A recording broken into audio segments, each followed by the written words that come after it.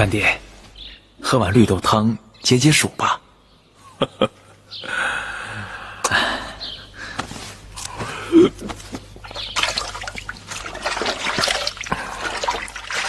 等我干完这最后一件差事，也该告老了。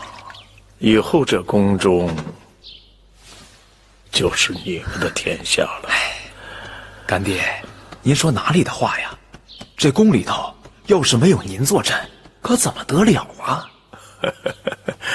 时移世易，一个下人，这辈子只能侍奉一个真正的主子，侍奉多了，那就里外不是人了。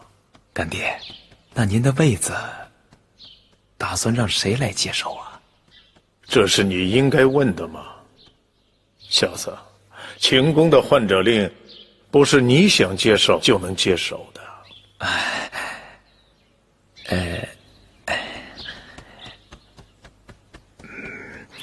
干爹，我听说先王曾经留下一份遗诏，您老可知啊？你说什么？遗诏？哎呦！你再敢说一个字，马上从这给我滚出去！您自己刚说过，时移世易。您老以为，如今还是先王在的时候，您是这宫里的头一号呢？大胆！哎呦！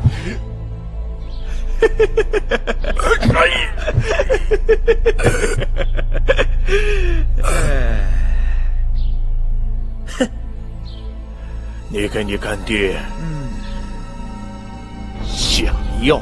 儿子跟干爹学的本事不少，但下药这一手，干爹就要向我学了。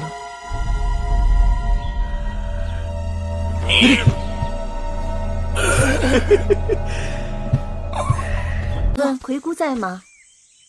你找他何事？我来找他借个绣样。哦，他在屋里呢。我也来弄一个。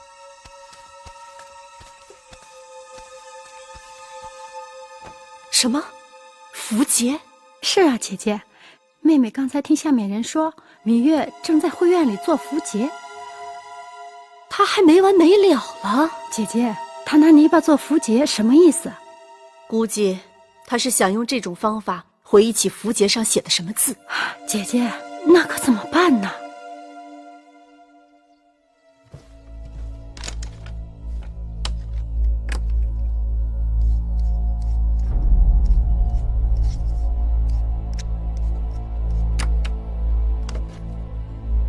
采凡，奴婢这就去办。速去速回。是。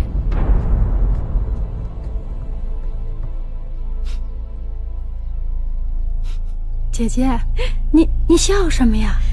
你刚才跟我说，芈月她偷做符节。是啊，偷做符节这事儿，说大可大，说小可小，这可是个机会。姐姐的意思是？我美人不是让你去他那儿看他新做的衣裳吗？是啊，你何不即刻就去？妹妹明白。魏良人，大监，魏良人近日很忙啊。大监也没闲着。年纪大了，赶不上年轻的时候耳目那么灵光了。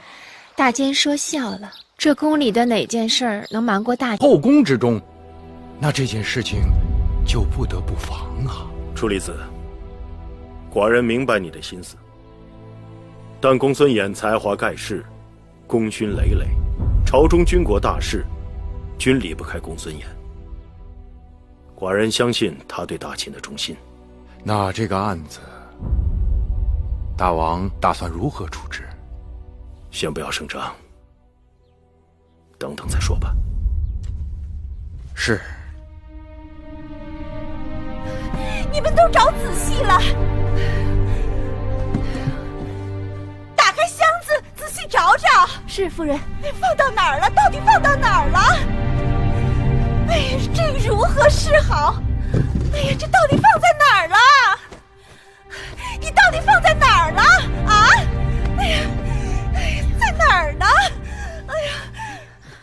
人，找到了，找到了！吓死我了！这个可千万放好了，切不可丢了。什么东西不可丢啦？姐姐，是你啊，吓我一跳。妹妹，你听没听说过有关符节的事情？怕什么？你的符节不在这儿吗？哎呀，亏得找着了。你说我到底带哪只啊？姐姐来的正好，快请坐。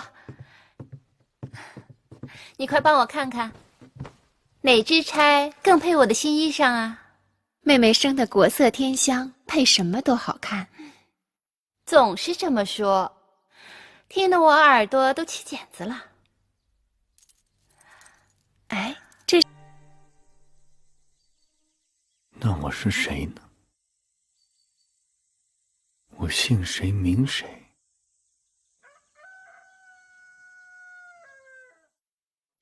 夫人，这是夫人的父母亲让小人转交给夫人的信和礼物。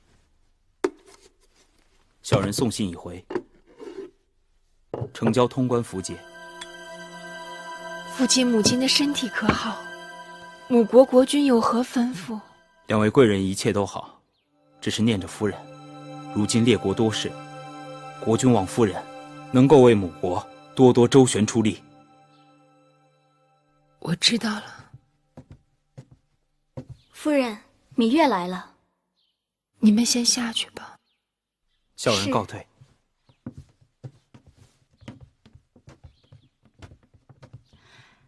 魏良人，芈月这是？王后精心挑选了一些楚国上等的绸缎，给姐姐送来做衣裳，也是想让姐妹们给宫中添些颜色。王后真是有心了。芈月，快坐。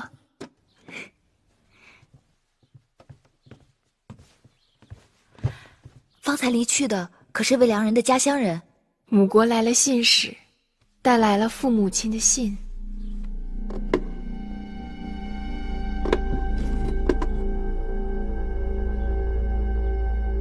芈月，芈月，你怎么了？魏良人，这是什么？不认得这个？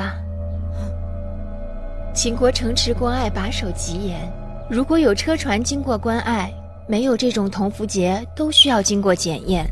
若是有货物携带，还要纳征，不是吗？是。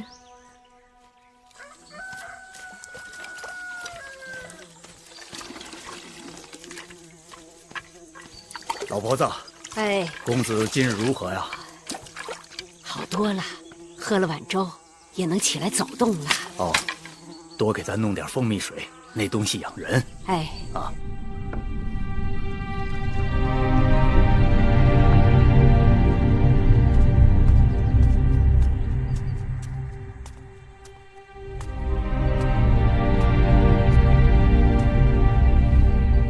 公子，你身体还未痊愈，应当躺着，喝碗蜂蜜水吧。